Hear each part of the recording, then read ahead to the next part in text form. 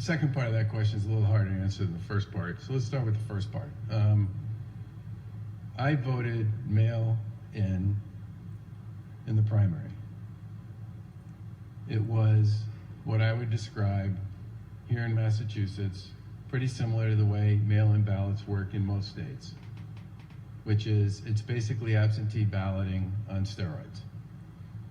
And part of the reason we put that program in place in Massachusetts was because we weren't really sure where COVID was going to be for the primary or the general election, and we wanted to make sure people who were concerned about going to polling places would have an option. And it worked just fine. The same way it worked just fine across the rest of the country. Now, we've been through some really difficult periods of time and points of transition in our nation's history. Let's pick, how about Abraham Lincoln, who got 39% of the popular vote and 52% of the electoral vote. But that electoral college had to actually show up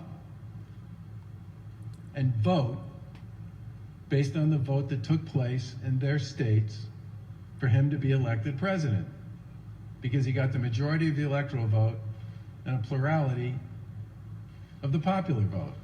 He got more popular votes than anybody else, but he didn't get to 51. And there was tremendous concern because of the fact that our country at that point in time was basically unraveling, that the Electoral College wouldn't stand up and do what they were supposed to do and vote on behalf of the people who had actually won the presidential election in their state. And they did. Immediately, on the day that they were asked to do it. A huge part of this nation's glory, to the extent it exists as a beacon to others, is the peaceful transfer of power based on the vote of the people of this country. Mail-in balloting has been with us forever. And that peaceful transfer of power is what the people of this country rely on when they go to vote. It is appalling and outrageous that anyone would suggest for a minute that if they lose an election, they're not going to leave.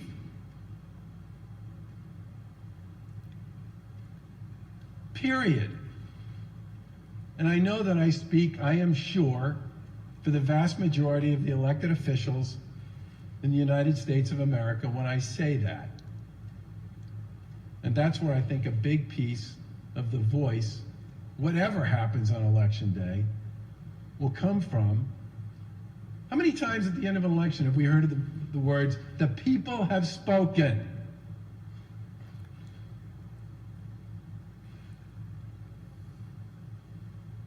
Now, we all spent that primary being very excited about the size of the turnout we had here in Massachusetts. Record-setting turnout in our primary. That's a good thing. And I said at the time when I got asked about it, people think there's a lot at stake in this election. And there is. Whichever state you're from, region you're from, or where you're voting up and down the ticket.